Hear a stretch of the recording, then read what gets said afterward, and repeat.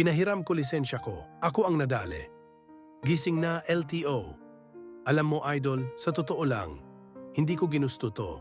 Ayoko naman talagang palabanin ang sarili ko. Ayoko ng gulo. Gusto ko lang tahimik na buhay. Pero paano ka mananahimik kung mismong pangalan mo ang ginamit sa kalokohan? Akala ko simpleng tulong lang. Kosehal Du, nangangailangan. Sabi niya pahiram daw ng lisensya. Kukunin lang ang sasakyan, saglit lang daw. 2K ang alok. Oo, nasilaw ako. Nagipit din ako noon. Kaya pumayag ako. Pero di ko alam, lisensya ko pala ang ticket niya sa kalokohan. Ngayon, ako ang may violation. Ako ang sinisingil ng LTO. Ako ang may kaso. Kahit hindi ako ang nagmamaneho. Anong klaseng sistema yan?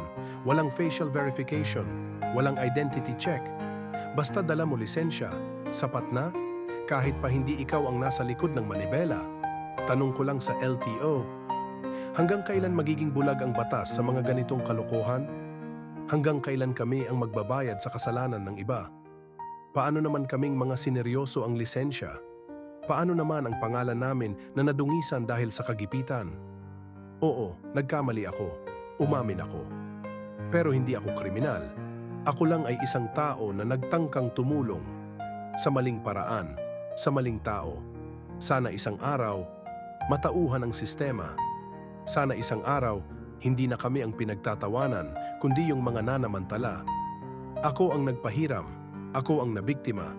Pero ngayon, ako na ang boses. At kung naririnig mo to, gising ka na rin sana, LTO. Asan ang hustisya? Huwag puro papel. Huwag puro record. Gumising naman kayo sa katotohanan. Hindi lahat ng nakapirma may sala.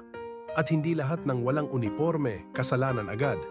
Kaya kung akala nyo mananahimik kami habang buhay, nagkakamali kayo.